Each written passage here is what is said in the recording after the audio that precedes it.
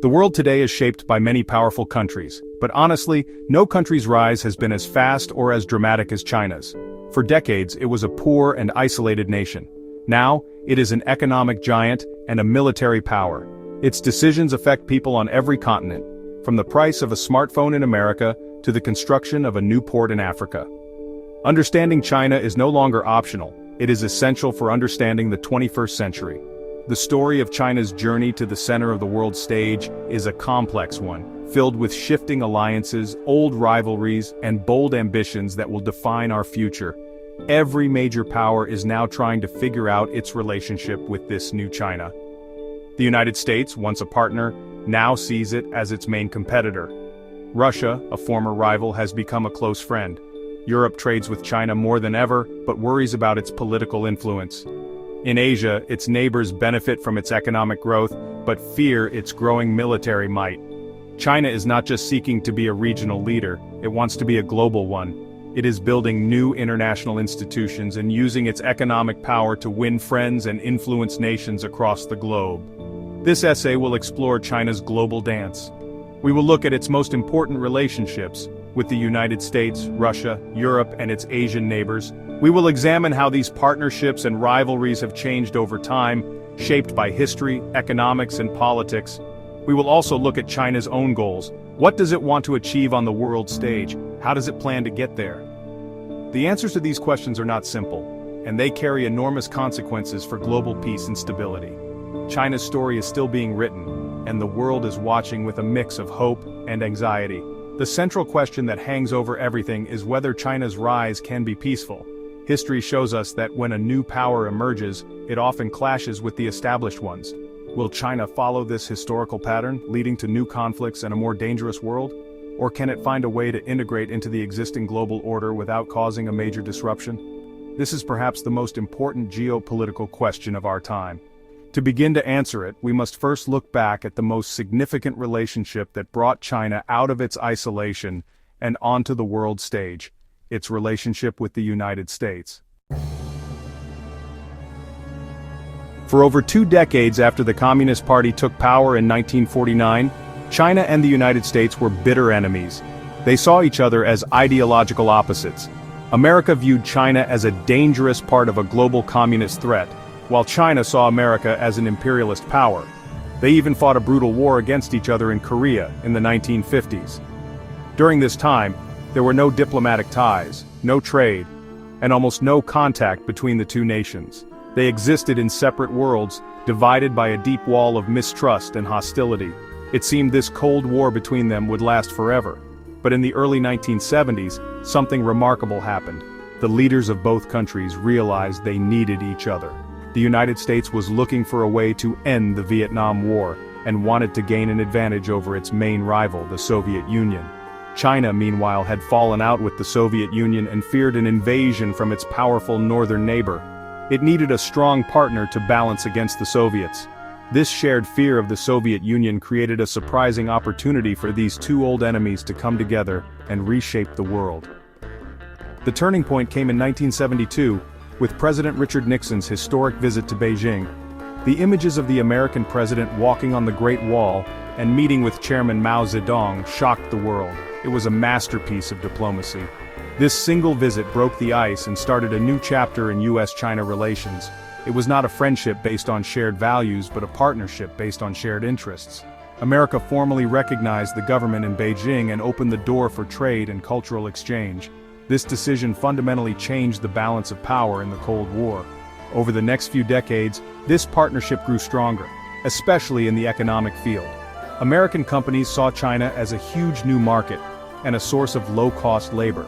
They invested billions of dollars, building factories and helping to modernize the Chinese economy. In turn, China used this investment and access to the American market to fuel its incredible economic growth, lifting hundreds of millions of its people out of poverty. It was a relationship that seemed to benefit both sides. America got cheaper goods, and China got the tools it needed to become an economic superpower. The era of cooperation that began with Nixon's visit has now largely come to an end. Today, the United States and China view each other as their primary strategic competitors. The relationship is no longer defined by shared interests but by a growing sense of rivalry. American leaders from both political parties now see China's rise not as an opportunity, but as a direct challenge to American leadership and the international order it has led since the end of World War II. They worry about China's military expansion, its technological ambitions, and its efforts to spread its authoritarian model of government. This new rivalry is playing out across many fields. Economically, the two countries are locked in a trade war, with both sides placing tariffs on each other's goods. The competition is even more intense in technology. The United States is trying to limit China's access to advanced technologies like semiconductors, fearing they could be used for military purposes. At the same time, China is investing heavily to become self-reliant and a world leader in areas like artificial intelligence and fifth-generation networks. This so-called tech war is creating a deep division in the global economy. Militarily, tensions are rising, especially in the seas around China. China has built up its navy and is asserting its claims over disputed territories in the South China Sea. It has built artificial islands and placed military bases on them, alarming its neighbors and the United States.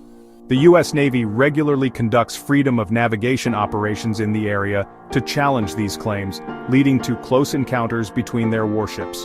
The island of Taiwan, which China claims as its own territory, remains the most dangerous flashpoint, with many fearing it could be the cause of a future conflict. Politically, the two powers are competing for influence around the world. China is promoting its own vision for global governance, one that emphasizes state sovereignty and non-interference, which appeals to many developing countries. The United States, on the other hand, is trying to rally its democratic allies to counter what it sees as a growing threat from authoritarianism. This competition is creating a more divided world, forcing other countries to choose sides. The easy partnership of the past is gone, replaced by a complex and often confrontational struggle for power and influence. The relationship between China and Russia is a story of dramatic swings. In the 1950s, they were close communist allies. The Soviet Union, led by Russia, was the big brother, providing China with economic and military aid.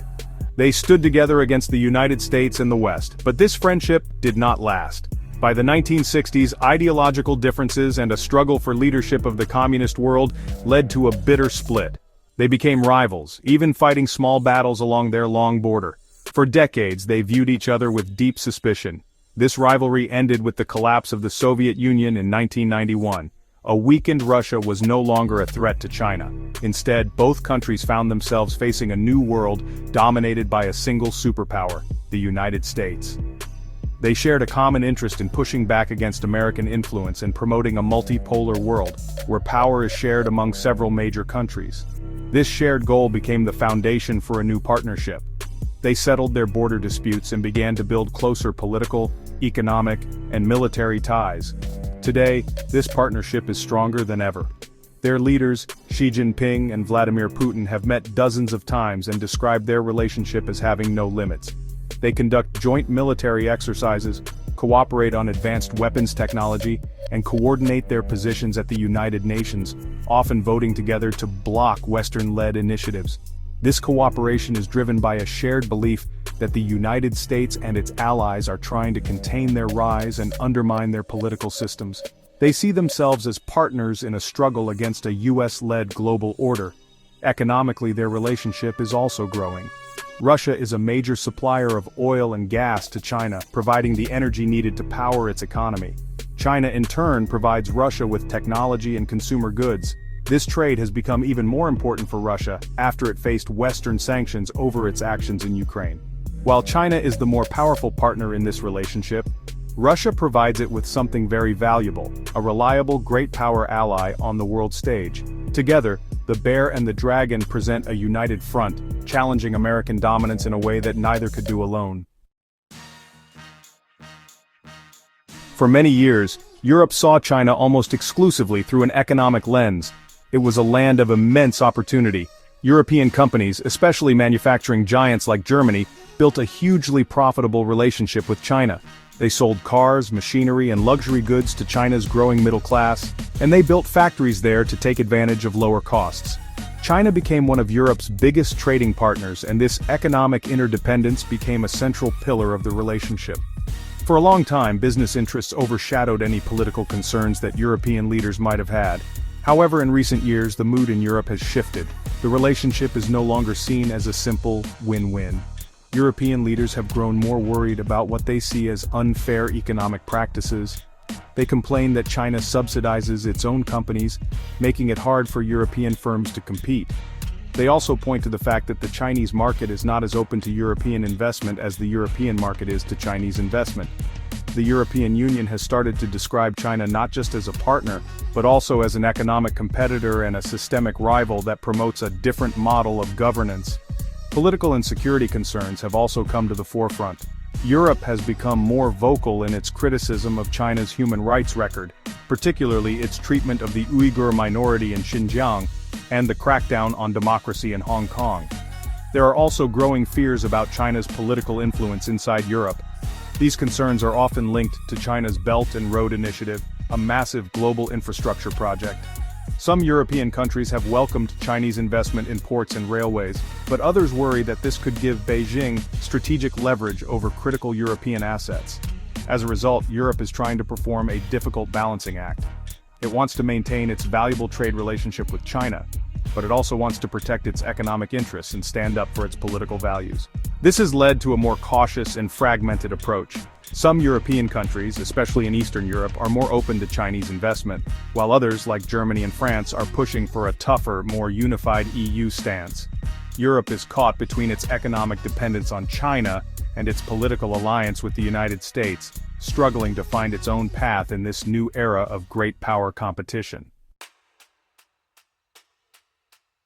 In its own neighborhood, China's relationships are a complex mix of deep economic ties and simmering historical tensions. For countries in Southeast Asia, China is an indispensable economic partner. It is the largest trading partner for almost every nation in the region. These countries export raw materials to China and import manufactured goods. Chinese investment also flows into building roads, bridges, and dams across the region. This economic relationship has helped fuel growth and development, tying the destinies of these nations closely to China's own economic health. However, this economic partnership is complicated by serious disputes, especially in the South China Sea. China claims almost the entire sea as its own, based on historical maps. This claim overlaps with the claims of several Southeast Asian countries, including Vietnam, the Philippines, Malaysia, and Brunei. China's actions to enforce its claim, by building military bases on artificial islands and sending its Coast Guard to patrol the waters, have created significant friction. These smaller nations worry about China's intentions and feel their sovereignty is being threatened, creating a climate of mistrust that undermines their economic cooperation. With Japan, the relationship is one of Asia's most important and most difficult. They are the second and third largest economies in the world and have massive trade and investment links. But their modern partnership is haunted by the ghosts of history, particularly the brutal war they fought in the 20th century. This historical animosity is often reignited by disputes over territory, specifically a group of small, uninhabited islands in the East China Sea, known as the Senkaku in Japan, and the Diaoyu in China. Both countries regularly send ships and planes to patrol the area, leading to tense standoffs. With India, another giant neighbor, the relationship is defined by both competition and cooperation. They are members of groups like BRICS and work together on some global issues. However, they are also strategic rivals competing for influence in South Asia and the Indian Ocean. Their most serious point of contention is their long and disputed border in the Himalayan mountains. This border has never been officially agreed upon, and it has led to several conflicts, including a deadly clash between their soldiers in 2020. This border dispute remains a major obstacle to building trust and a more stable relationship between Asia's two largest powers. One of the clearest signs of China's global ambition is the Belt and Road Initiative, or BRI. Launched in 2013, it is one of the most ambitious infrastructure projects in history. The plan is to build a vast network of roads, railways, ports, pipelines, and industrial parks that will connect China to countries across Asia, Africa, Europe, and Latin America. The belt refers to the overland economic corridors like the ancient Silk Road, while the road refers to a 21st century maritime Silk Road. It's, a grand vision to recreate the ancient trade routes for the modern world. On the surface, the BRI is an economic project. China presents it as a way to promote development and increase trade for everyone involved. For many developing countries, the initiative offers a much-needed source of funding for infrastructure that they could not otherwise afford. Chinese companies and banks provide the loans and the construction expertise to build these massive projects. The goal is to create new markets for Chinese goods, secure access to natural resources, and create a more interconnected global economy with China at its center. This vision has been attractive to over 150 countries that have signed up to participate. However, critics, especially in the West, see the BRI as more than just an economic plan. They view it as a powerful tool of Chinese foreign policy. They argue that the projects often come with huge loans that poorer countries struggle to repay. This has led to accusations of debt-trap diplomacy, where China can gain political leverage or even control of strategic assets like ports when countries cannot pay back their debts. The port of Hambantota in Sri Lanka, which was leased to a Chinese company for 99 years after Sri Lanka could not repay its loans, is often cited as a prime example of this risk. The Belt and Road Initiative is therefore a central part of China's strategy to increase its global influence. It's not just about building physical infrastructure, it's about building a new international network where Beijing sets the rules. By financing and building the world's trade routes, China is positioning itself as an indispensable partner for dozens of countries. It's a way to challenge the existing international system, which has long been dominated by the United States and its allies. The BRI is China's ambitious attempt to pave a new road to global power, one built with Chinese concrete, steel, and capital. China's leaders have made it clear that they are no longer content with just being a major economic player. They have a grand ambition to restore China to what they see as its rightful place as a central power in the world. This is not just about having a strong economy, it is about having a powerful military, a leading role in global diplomacy, and the ability to shape the rules that govern the international system. This ambition is often referred to as the Chinese dream, a vision of national rejuvenation that would see China become a strong, prosperous, and respected global leader by the middle of the 21st century. To achieve this goal, China is pursuing a multifaceted strategy. First, it is rapidly modernizing its military. It has built the world's largest navy, developed advanced fighter jets and missiles, and is expanding its nuclear arsenal.